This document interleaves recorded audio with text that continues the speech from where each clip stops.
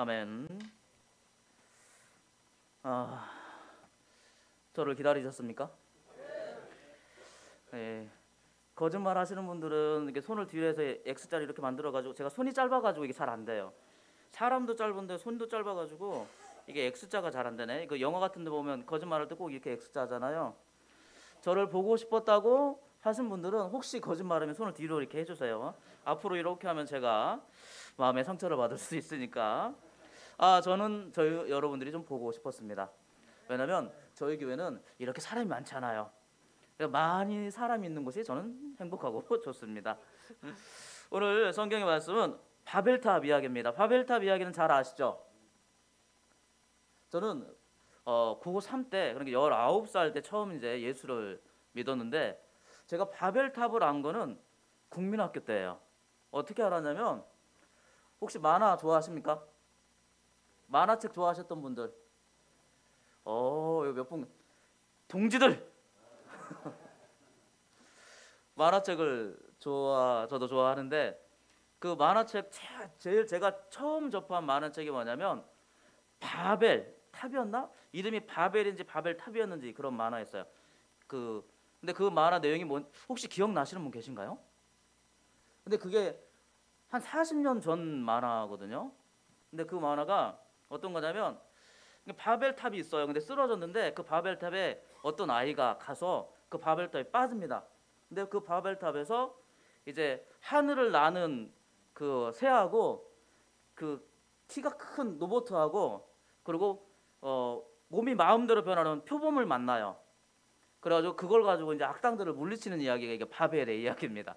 저는 정말 그 바벨탑 이야기가 재밌었어요. 왜냐면 너무 그 상상력을 이렇게 올리잖아요. 그때는 그 당시에는 겨우 타잔이라 보고 있을 때인데, 타잔 아시죠? 이거 팬티만 입고 해보신 분들 많을 텐데, 남자분들은 대부분 40대 후반 50대 넘으신 분들은 다 한 번씩 해봤을 텐데요. 저만 한 거 아니죠? 저만 나쁜 사람 아니죠?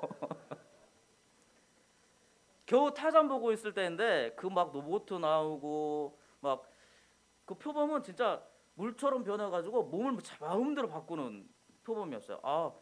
상상력을 엄청 자극하는 만화였습니다. 그래서 저는 바벨이 정말 좋은 건 줄 알았어요. 근데 딱 예수 믿고 나서 이 바벨탑 이야기를 이제 설교로 듣는데, 저희 그때 당시에는 성경도 없어가지고 마태복음, 누가, 요한복음에 사복음서만 있는 그런 성경 쓰고 그랬었거든요. 이 이야기를 모르다가 이제 목사님이 설교를 해주시는데 깜짝 놀랐어요. 야, 바벨이, 내가 그렇게 사랑했던 바벨이, 내가 그렇게 또 동경했던 바벨이 이런 나쁜 뜻을 가지고 있었다니. 그러니까 알아야 면장을 하는 겁니다. 그래서 이 바벨탑 이야기는 저에게 상당히 많은 기억으로 남아있는 사건이라고 할 수가 있습니다. 우리가 바벨탑 이야기는 잘 알고 있습니다. 그래서 저희 친구들 중에는 농담으로 이 선조들이 잘못해가지고 우리가 제2 외국어, 제3 외국어 배우게 됐다고 우리 엄청 뭐라고 했거든요. 왜요? 바벨탑 사건 전에는 세상의 모든 언어가, 그리고 말이 하나였어요. 그 이야기는 뭐냐면 세상에서 누가 이것은 종입니다 얘기하면 모든 사람이 다 알아들을 수 있는 거예요. 제가 일본어는 모르는데 일본어로 이 종은 뭐라고 얘기하나요? 혹시 아시는 분 계신가요? 영어로는 벨이겠죠? 그 독일어로는 뭘까요? 중국어로는? 혹시 스페인어로는 뭔지 아십니까? 모르잖아요. 만약 스페인 사람이 막 어쩌고저쩌고 하는데 이 종을 얘기하는데 우리는 아무것도 못 알아들어. 근데 바벨탑 이전에는 다 알아들을 수 있어. 그래서 여기 지금 성경에는 말이 하나였더라라고 했는데, 예전 성경 구음이 하나였더라 이렇게 돼 있거든요. 입에서 나오는 말이 하나였다라고 이야기를 합니다. 그리고 언어가 하나였다. 언어라는 것은 꼭 말만을 얘기하는 게 아니잖아요. 제스처도 우리가 몸짓도 말이고, 눈빛도 말이고, 표정도 말이고, 그러니까 언어죠. 표현할 수 있는 자기의 감정이나 어떤 느낌들을 표현할 수 있는 것도 다 언어라고 할 수가 있습니다. 그런데 그런 것까지 다 똑같아요. 우리 인도에 가서 조심해야 될 건 뭐죠? 인도에 가서는 절대 화장실 가서 응가하시고 난 다음에 오른손으로 닦으면 안 됩니다. 예? 그렇죠. 우리는 대개 오른손 자매들은 화장실에서 볼일 보고 어떤 손으로 닦아요? 오른손으로 닦아야 돼. 근데 인도에 가서 오른손으로 닦는 걸 봤다. 그러면 손가락질 당합니다. 제가 좋은 거 가르쳐 드렸네. 이제 언젠가는 또 인도 한번 여행 가실 텐데 이건 꼭 기억하시고 와야 됩니다. 생각해 보세요. 예전에는 그런 나눔이 없었어요. 내가 이것을 피아노라고 하면 모든 사람이 이 피아노인 걸 다 알아. 근데 이 바벨탑 사건이 있은 다음에 피아노가 됐건 풍금이 됐건 기타가 됐건 이 부르는 말이 다 달라지고 의사소통이 완벽하게 허물어지게 되어졌습니다. 우리가 창세기 11장까지 창세기 이제 2장 넘어서 3장부터 11장까지 특별히 3장에서 11절까지 보면 죄의 흐름이 있어요. 궁금하신 분들은 저희 교회 한번 오시면 제가 이 죄의 흐름에 대해서 꼭 설교를 한번 했었으니까 죄의 흐름을 있습니다. 자, 첫 번째 죄는 어떻게 지어졌을까요? 누구죠? 누가 지었어요? 아담과 하와가 짓기 시작했죠. 자, 그 다음 죄는 누구예요? 가인이죠. 죄는 첫 번째는 하나님께서 축복으로 주신 것들을 저주로 받은 아담이 곧 하나님의 말씀에 순종하지 못함으로 인해서 첫 번째 죄가 들어오게 됩니다. 근데 그 죄는 어떤 거냐면 죄는 유전이에요. 우리 이걸 잘 기억해야 됩니다. 죄의 흐름이 있어요. 가장 첫 번째는 하나님의 말씀에 대해서만 이제 죄를 지었습니다. 그 다음에 어떻게 되냐면 인간 사이에 죄가 시작되기 시작합니다. 죄의 유전이에요. 원래 아담의 후손 가인과 아벨이 정상적이라면 죄가 없었다면 서로 치고받고 가인이 돌로 아벨을 들여서 때려 죽일 일이 없어요. 근데 아담이 가지고 있던 죄의 본성이 가인에게 영향을 끼치게 됩니다. 그리고 그 가인은 어떻게 해요? 그 동생 아벨을 들여서 쳐 죽입니다. 근데 그 전에 하나님께서 가인에게 뭐라고 말씀하셨냐면 죄의 소원은 내게 있을지라도 너는 죄를 다스릴지니라. 다스림에 실패했어요. 가인도 자신을 하나님의 말씀에 순종하는데 자신을 다스렸어야 되는데 선악을 알게 하는 나무의 실과는 먹지 말라는 그 말씀에 자신을 다스렸어야 되는데 못 다스렸죠. 근데 이제는 아예 죄가 됐어요. 처음에 아담에게는 죄가 아니었습니다. 다스리는 것은 뭐예요? 선악을 알게 하는 나무의 실과를 먹지 않는 그 순종의 마음에 자기를 다스렸어야 돼요. 근데 이제 가인에게는 뭐라고 말씀하시냐면 두 번째로는 너 죄의 소원은 내게 있을지라도 너는 죄를 다스릴지니라. 하나님께서도 인정하고 계신 거예요. 누구에게? 가인에게 죄의 마음이 있다는 것을 알고 계셨던 것입니다. 그래서 죄가 지금 계속해서 가인에게 흘러갑니다. 그 가인에게 흘러갔던 것이 나중에는 어디까지 흘러가게 돼요? 가인의 후손인 라멕에게 흘러가게 되고, 라멕은 어떤 사람이냐면 가인을 위하여서는 죄가 그 가인보다 자신의 죄가 7배나 더하다. 왜냐하면 자신은 나를 상처 줬기 때문에, 나를 아프게 했기 때문에 내가 소년들을 죽였다. 한 사람이 아닌 거예요. 가인은 한 사람을 죽였지만 라멕은 많은 사람을 죽였습니다. 거기에다가 가인은 몇 명의 부인이 있었는지 정확하게는 나와 있지 않지만 한 명이 되어 있죠. 근데 라멕은 부인이 둘입니다. 라멕부터 부인이 둘로 기록되어 있어요. 죄가 어떻게 되어 있어요? 점점점 확장되어져 갑니다. 자, 그러다가 이 라멕이 죄를 짓고 난 뒤에는 또 무슨 죄의 모습이 나타나게 되나요? 노아의 방주의 사건이 일어나게 됩니다. 자, 여기에는 좀 이제 죄의 흐름이 좀 달라져요. 어떤 흐름이 달라져요? 지금까지는 하나님께서 하나님의 사람들과 죄인들로 나눠 놓으셨어요. 구별해 주셨어요. 죄를 짓고 있는 사람들과 그렇지 않은 사람들이 나누어져 있었어요. 어떻게? 아담을 통하여서 셋을 주시고 셋의 후손으로 하나님의 백성들이 하나님의 아들로 기록돼서 내려오게 됩니다. 근데 가인을 통하여서 이제 죄인의 후손들이 계속 일어나게 되고, 이제 창세기에 그 노아의 방주 사건이 있기 전에 어떻게 해요? 하나님의 아들들이 사람의 딸들을 좋아해가지고 마음에 드는 사람마다 다 부인을 삼은 거예요. 곧 어떤 게 달라지게 된 거예요? 하나님의 백성이 하나님의 백성의 자리에 거룩하게 거해야 되는데, 그러지 못함으로 인하여서 하나님의 백성과 사람의 딸들이 혼합되어지고, 그 혼합은 부정으로 나타날 수밖에 없는 것입니다. 누구 앞에? 하나님 앞에 부정이 될 수밖에 없죠. 우리는 그런 얘기를 합니다. 반반 잘 섞으면 좋은 결과가 나올 거야. 근데 하나님의 것과 세상의 것, 사람의 것은 반반 섞든지 하나가 섞든지 하나님의 것은 오염될 수밖에 없습니다. 그 오염의 결과가 결국 죄의 본성으로 나타나게 되고, 그래서 하나님께서 어떻게 하세요? 온 세상의 사람들을 지면에 대해서 다 쓸어버리십니다. 뭘로? 물로 쓸어버리시죠. 그래서 노아의 방주 8명의 사람만 살아남습니다. 그러면 우리는 어떻게 생각할 수 있습니까? 야, 하나님의 사람 노아, 그리고 그 8명의 사람들만 살았으니까 이제는 진짜 죄도 없이 거룩한 사람들만 살고 있겠지. 근데 오늘 성경 말씀 보면 전혀 아닙니다.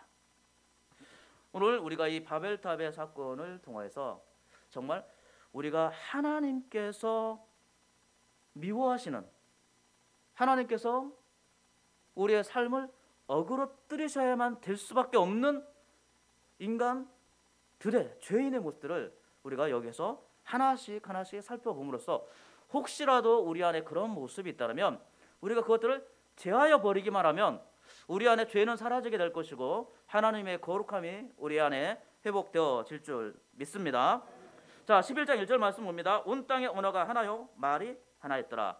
아주 좋은 상태입니다. 그렇잖아요. 언어도 하나고 말도 하나, 얼마나 좋은 상태입니까?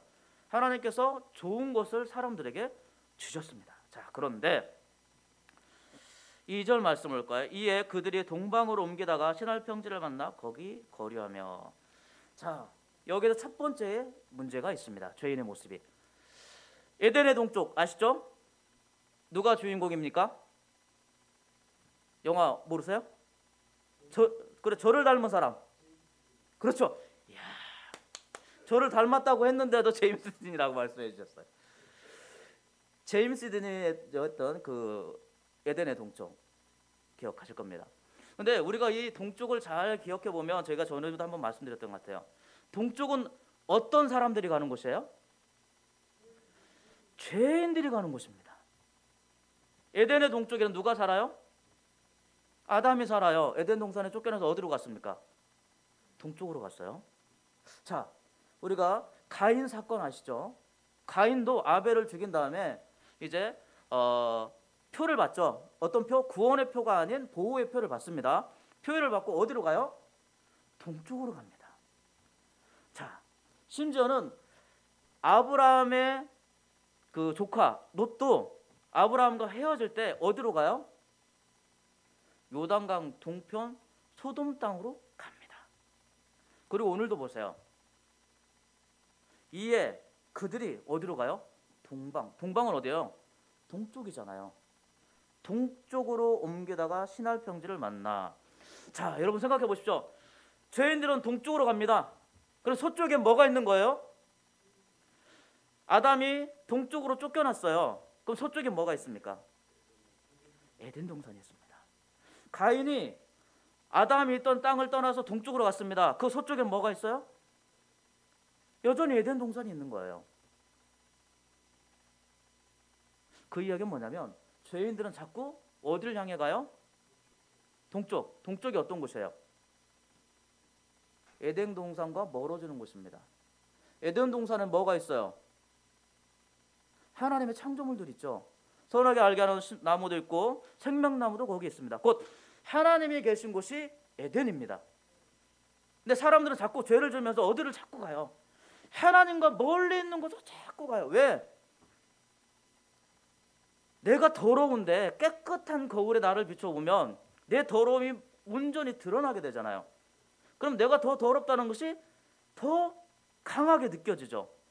그러니까 사람들은 자신들이 더러운 것을 보지 않기 위해서 자꾸 하나님과 멀어진 곳으로 갑니다. 이걸 뭐라고 말할 수 있어요? 죄의 방향성이라고 얘기할 수 있는 거예요. 죄는요 절대 하나님을 향해 가지 않습니다. 죄는 절대적으로 하나님의 반대편으로 가는 거예요.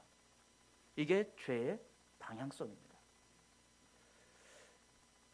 죄는요 하나님이 계신 곳에 죄가 있을 수가 없습니다. 그러면 어디에서 죄가 많기 좋을까요? 하나님이 없는 곳. 이 당시 하나님이 없는 곳은 어디예요?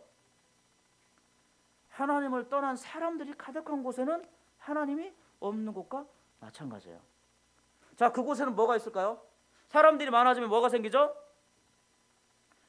밥집도 생기고 국집도 생기고 반찬 가게도 생기고 많은 일할 것도 생기지만 거기에 또 뭐도 생겨요? 술집도 생기고 노름집도 생기고 그다음에 제가 까놓고 얘기하겠습니다. 여기 예전에 588이라는 그 율랑여들의 처소들이 있었잖아요. 이게 참 좋지 못한 거지만 남자들이 있는 곳에 그런 일들이 죄인들이 있는 곳, 죄인된 남자들이 있는 곳에 그런 곳들이 생겨나게 됩니다. 곧 여기에서 동방 땅 신할로 갔다는 얘기는 결국 사람들이 어떻게 됐다는 거예요? 점점 하나님과 멀어지고 자신들만의 즐거움과 쾌락을 누릴 수 있는 땅으로 옮겨갔다는 얘기와 같습니다. 이건 죄의 방향성이에요. 우리도 우리의 인생의 방향성을 잘 설정을 해야 됩니다. 우리는 날마다 내 삶을 아침에 일어나서 한번 생각해보고 저녁에 일어나서 한번 자기 전에 한번 생각해보세요. 내가 오늘 삶을 살아갔던 방향이 동쪽을 향해서 갔는지 아니면 하나님이 계신 서쪽을 향해 갔는지, 우리가 내 삶을 내가 어떻게 살아왔는지를 오늘 저녁에 판단해보고 내일 아침에 일어나서 내가 어떻게 살아갈 것인가를 결단하고 나가는 것이 정말 우리의 삶에 중요합니다. 왜냐하면 우리는 자기도 모르게 죄의 본성이 있는 곳으로 흘러가게 되어 있어요. 죄는 뭐와 같다? 강물과 같은 거예요. 강물은 어디에서? 위에서 아래로 흐르죠. 자연스럽게 흐르게 되어 있습니다. 죄도 그렇습니다. 죄도 자연스럽게 흘러요. 내가 그 죄를 거슬러서 하나님이 계신 곳으로 내 죄된 모습, 내가 실패했던 모습을 거슬러서 올라가고 한 발 걷고 두 발 걷고 쓰러질 것 같은데도 넘어지면서도 바위를 잡고 일어나고 정말 거칠은 강물을 거슬러 오르는, 가만있어, 송어인가요? 숭어인가요? 연어인가요? 연어처럼 그냥 올라가지 않으면 우리는 죄의 강물이 흐르는 그대로 따라 흘러갈 수밖에 없네요. 그러면 어떤 결과가 나와요? 내 인생에 실패. 강물을 거슬러 올라간다는 것은 어렵고 힘듭니다. 여러분, 절대 쉬운 일이 아니에요. 그렇기 때문에 더 가치 있는 일인 거예요. 강물에 몸을 맡겨서 흘러가는 것은 쉽습니다. 누구라도 할 수 있는 일이에요. 그래서 이 세상에 있는 사람들이 실패할 때 그렇게 흘러가는 거예요. 그냥 될 대로 되라고 놔둬서 그 죄의 흐름 가운데 실패의 흐름대로 나를 놔둬버리니까 당연하게 실패할 수밖에 없지. 이건 세상 누구라도 할 수 있는 일이에요. 그럼 그 반대로 실패할 것 같은 그 자리를 내가 뒤로 물러서기만 하면 편안해지지만 강물에 떠내려가면 얼마나 편한지 아십니까? 저항할 필요가 없기 때문에 더에게 편해요. 근데 그렇게 떠내려가다 죽는 거예요. 살려면 어떻게 해야 돼요? 거슬러 올라가야 돼요. 죄의 흐름이 나를 막 밀고 갈 때 어렵지만 한 발을 걷고 두렵지만 한 발을 걷고 휘청이지만 한 발을 걷고 그렇게 한 발을 디뎌 갔을 때 우리 인생에 의미가 있는 것입니다. 그래야 열매가 생기는 거예요. 그래야 실패가 없는 겁니다. 저와 여러분들 실패한 인생을 바라십니까? 저는 절대 제 인생이 실패하길 원치 않습니다. 저는 지금 아주 밑바닥 같은 삶의 모습이 있을지라도 거기에서 좌절하지 않고 저는 한 발을 내일도 디딜 거고 모레도 디딜 거예요. 누구를 향해서? 하나님을 향해서는 디딜 겁니다. 인생의 가치는 여기에 있습니다. 인생의 성공의 기초도 여기에 있습니다. 절대 죄의 강물의 그 흐름을 맡긴 사람치고 그 죄의 흐름 속에서 죽을 수밖에 없지 성공하고 살아나는 사람이 없다는 것입니다. 오늘 저와 여러분들이 좀 그렇게 저와 여러분의 인생을 의미 있고 가치 있게, 사람들이 거저 흘러가는 동쪽이 아니라 사람들이 가기 힘들어하지만 더 의미가 있고 가치가 있는 하나님이 계신 서쪽을 향해서 저와 여러분들의 삶의 방향성을 설정하시기를 주님의 이름으로 축원합니다. 자, 두 번째로 볼까요? 3절 말씀에 서로 말하되 자 벽돌을 만들고 견고히 굽자 하고 이에 벽돌로 돌을 대신하여 역청으로 진흙을 대신하고, 오늘 여기에서는 두 번째로 보면 뭘 하고 있어요? 대신하고 있어요. 뭘 대신해요? 돌을 벽돌로 대신하고 진흙을 역청으로 대신합니다. 자, 벽돌은 뭐예요? 누가 만들어낸 겁니까? 사람이 만들었죠. 역청도 2차 가공품이라고 할 수가 있습니다. 자, 그러면 진흙과 돌은요? 하나님의 것이죠. 여기에서 우리는 뭔가 좋은 재료로 바꿨네가 아니라 우리는 여기서 대신했다는 말을 주목해 봐야 됩니다. 대신했다는 말은 뭐예요? 하나님의 것을 사람의 것으로 바꿨다는 뜻이에요. 곧 하나님께서 주신 귀한 것들을 사람의 것으로 바꾼 거예요. 그걸 좀 더 다른 말로 표현하면 하나님께서 사용하게 하신 방법을 사람의 수단과 방법으로 바꿔버린 겁니다. 우리는 사람이 되게 똑똑하고 지혜로운 줄 알아요. 지금 한 500년 전 조선 왕조 시대 사람한테 지금 세상을 보여준다면 그 사람들 깜짝 놀랄 거예요. 근데 여러분 잘 생각해 보면 지금 이 과학이 발달했다는 이 시기에도 우리가 알고 있는 것보다 밝혀내지 못한 과학적인 비밀들이 훨씬 많습니다. 자연의 비밀들이 훨씬 많습니다. 어떻게 보면 하나님께서 우리에게 주신 많은 비밀들은 지금 1000분의 1, 만분의 1, 억분의 1, 조분의 1, 경분의 1도 밝혀지지 않은 거야. 근데 우리는 그것 가지고 우리는 대단해. 사람의 지혜가 이렇게나 똑똑하고 지혜로워. 사람의 지식이 이만큼 쌓였으니 더 이상 하나님의 것이 소용없는 시대가 왔어 라고 이 사람들이 지금 말하고 있는 것과 같습니다. 정말 그러한가요? 정말 그러한가요? 지금 생명의 모든 비밀들이 밝혀졌나요? 아닙니다. 암의 모든 것들이 다 해결됐나요? 아닙니다. 우리는 대단히 인간이 가진 모든 기술들이 의미가 있고 발전을 했고 좋다고 표현하지만 이건 하나님 앞에서는 바람에 날리는 겨와 같은 것입니다. 근데 사람들은 자꾸 어느 방향으로 하려고 그래요? 자신들의 힘과 능력을 의지해서 하나님의 수단이 아니라 사람의 수단, 하나님의 방법이 아니라 사람의 방법을 써서 문제를 해결하려고 합니다. 여기 있는 바벨탑을 짓는 사람들도 그와 똑같은 것을 하고 있는 것입니다.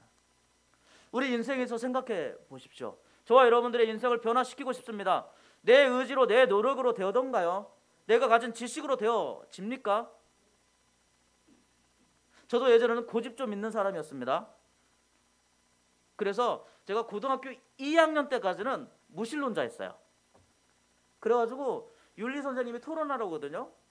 유신론과 무신론 가지고 토론하라고 하면 저는 무신론 편에 서서 유신론을 공격했던 사람입니다. 근데 예수를 만나고 보니까 내가 알았던 무신론의 편으로 생각했던 그 모든 논리들이 다 거짓인 거예요. 의미가 없는 거예요. 그래서 저와 여러분들에게 제가 권면하고 싶은 말씀은 이것입니다. 오늘 저와 여러분들이 실패하지 않고 성공할 수 있는 유일한 방법은 무엇입니까? 세상의 방법과 세상의 수단을 쓰지 아니하고 하나님의 방법과 하나님의 수단을 사용하면 저와 여러분들은 변화될 수 있고 저와 여러분들은 성공할 수 있습니다.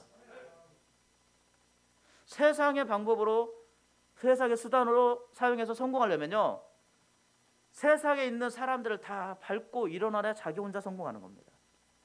그러나 하나님의 방법을 사용하면 모든 사람들이 함께 성공할 수 있어요. 이거 하나만 가지고도 세상에 하나님께서 주신 방법과 수단의 가치가 더욱더 의미가 있는 것입니다. 여기 계신 분들이 저는 소원합니다. 하나님을 분명히 만나시고 그 마음에 성령을 받으시고 하나님의 말씀을 매일 묵상하며 살아가면 하나님께서 저와 여러분들이 어떻게 살아가야 될지에 대해서 방법을 가르쳐 주시고 그 삶의 수단을 주실 줄 믿습니다. 하나님은 저와 여러분들의 아버지가 되시는 줄 믿습니다. 아버지가 자녀를 기르듯이 하나님은 저와 여러분들을 기르십니다. 어떠할 때? 우리가 하나님을 만나고 하나님의 방법을 사용하기 원할 때 그때 하나님께서 역사하시는 줄 믿습니다. 그리고 저와 여러분들이 오늘 하나님께서 말씀하신 방법과 그 수단을 통하여서 인간의 것들을 대신하여서 하나님의 것으로 사용함으로써 바벨의 실패가 아니라 이 가나안의 성공을 누리시기를 주님의 이름으로 축원합니다. 그리고 세 번째를 보도록 하겠습니다. 4절 말씀 볼까요? 또 말하되 자 성읍과 탑을 건설하여 그 탑 꼭대기를 하늘에 닿게 하여 우리 이름을 내고 온 지면에 흩어짐을 면하자 하였더라. 자, 이 말씀은 왜 나왔을까요? 이 사람들은 무엇을 겪은 사람들이에요?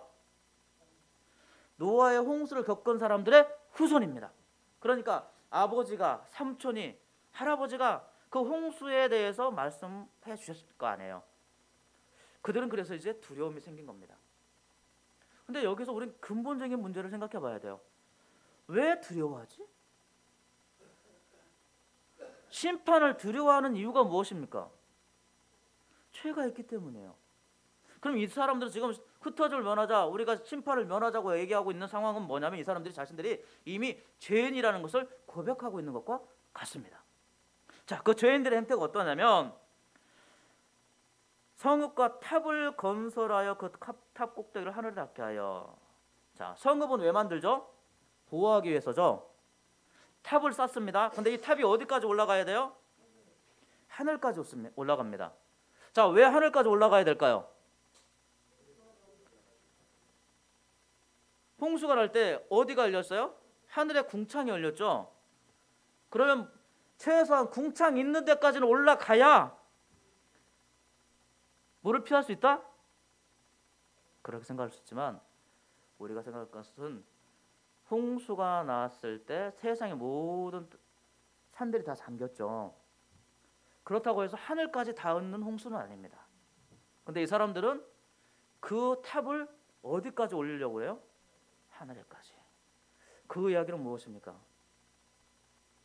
이전까지 노아의 홍수 전까지는 죄의 사람들이 죄를 많이 졌어요. 근데 그 죄의 모습이 되게 어떤 형태예요? 하나님의 섭리를 흐트러뜨리지만 그 사람들 사이의 죄가 더 컸다고 할 수 있습니다. 근데 이제부터는 어떻게 되는 거예요? 하늘 끝까지 닿아서 하나님의 자리를 그들이 차지하고자 하는 것과 같습니다. 곧 이들이 이제 어떻게 하는 거예요? 죄인들이 하나님 앞에서 사람 사이에서만 죄를 짓는 것이 아니라 하나님을 대적하는 자의 모습으로 나타나게 되는 것입니다. 이것이 얼마나 악한가를 생각해 봐야 돼요. 성을 만든 것은 홍수를 피하기 위해서지만 탑을 만든 것은 하나님의 자리를 인간이 쳐들어가고 차지하기 위해서입니다. 저와 여러분은 그렇지 않을 줄 믿습니다만 우리 사람들의 행태가 그러할 때가 있습니다. 우리는 예수 믿으면서 고백을 어떻게 고백하냐면 주님 내 안에 계셔서 내 삶의 주인이 되어 주십시오라고 우리는 고백을 합니다. 그렇게 기도합니다. 혹시 그렇게 기도하시고 계시죠? 그렇게 기도하셔야 됩니다. 근데 무슨 일을 할 때마다 주님 제가 이거 하기에는 좀 부끄러운데 죄를 짓는 것 같긴 한데 요것만 하면 1,000,000원 생깁니다. 주님, 잠깐만 내 삶에서 내 이 영혼 속에서 나와서 여기서 잠깐만 기다려 주십시오. 그래, 주님 10분만 기다리시면 제가 잠깐 사고 치고 1,000,000원 벌어 오겠습니다. 얼른 그냥 주님 내팽개치고, 주님 여기 계셔야 됩니다. 저는 주님이 필요하니까 주님은 어디 도망가시면 안 돼요. 여기 잠깐만 계시죠. 제가 잠깐만 떠나서 죄 조금만 짓고 1,000,000원 벌어 오겠습니다. 얼마나 이득입니까? 거기에다가 1,000,000원 벌어오면 제가 11조도 할 텐데. 자, 이게 뭐 하는 거예요? 성을 쌓고 탑을 쌓는 겁니다. 물질적으로 올라가는 것뿐만 아니라 영적으로 내 안에 예수님이 주인이 되셔 주셔야 죄의 모습이 사라지게 되고 더 거룩하고 진실하고 아름다운 모습으로 살아갈 텐데, 예수님을 내 마음속에서 내 삶 속에서 쏙 빼버려요. 곧 하나님의 자리를 내가 대신하고 있는 겁니다. 하나님이 계셔야 될 자리를 내가 대신하고 있는 것. 그러면 어떻게 되는 겁니까? 죄인이 될 수밖에 없는 겁니다. 그리고 또 뭐라고 얘기하고 있죠? 우리의 이름을 내자라고 얘기하고 있습니다. 우리 이름을 내고, 이름이란 건 뭐라고 말씀드렸죠? 제가 저번에도 한번 말씀드렸습니다. 그 사람의 본질이라고 말씀드렸어요. 이름이라는 것은 우리의 본질적인 것을 나타냅니다. 아담이란 이름이 왜 왔습니까? 아담의 뜻은 아담아, 흙이에요. 흙에서 그 아담이란 이름이 나온 것입니다. 이것만 봐도 이름 자체가 그 사람과 그 물질의 본질이라는 것을 알 수 있습니다. 그런데 그 전까지는 우리의 이름을 내자라고 말하지 않았어요. 근데 지금은 우리의 이름을 내자라는 얘기입니다. 그건 뭐예요? 더 이상 내가 하나님의 사람으로 존재하지 않는다는 뜻입니다. 하나님은 내 인생에 필요 없어. 내 존재 가치에는, 내 본질적인 것에는 하나님이라는 분이 소용없는 분입니다 라고 고백하는 것과 똑같습니다. 곧 성을 쌓고 탑을 쌓고 이름을 내는 것은 결국 하나님을 대적하고 있는 것과 같습니다. 아무리 힘이 센 인간이라 할지라도 하나님을 이길 수 있는 자는 없습니다. 우리가 골리앗과 다윗의 싸움을 알고 있잖아요. 1대1로 붙어서는 절대 골리앗이 다윗에게 질 수가 없습니다. 그런데 골리앗이 다윗에게 졌어요. 왜 졌습니까? 이유는 단 하나밖에 없어요. 너는 창과 칼로 나에게 나오나 나는 만군의 여호와의 이름으로 너에게 나아가노라. 다윗의 힘으로 갔으면 졌죠. 근데 하나님의 이름으로 나가니까 골리앗도 지는 겁니다. 우리가 우리의 이름으로 얼마나 많은 승리를 이룰 수 있습니까? 성공을 이룰 수 있습니까? 우리 이름 대봐야 저도 좀 창피하긴 한데 제가 만약 은행에 가서 제 이름 대고 돈 좀 내주세요, 내줄 은행이 하나도 없을 겁니다. 저와 여러분의 이름, 사람이라는 이름의 가치는 거기까지입니다. 그러나 하나님의 이름이 저와 여러분 앞에 있다면 이 세상의 모든 어그러진 것들이 회복되어질 것이고, 무너져야 될 것은 무너지게 될 것이고, 열려야 될 것은 열어지게 될 것이고, 흩어져야 될 것은 말끔하게 흩어지게 될 줄 믿습니다. 그러므로 저 여러분들, 저와 여러분의 인생 앞에 하나님의 이름을 세우시기를 주님의 이름으로 축원합니다.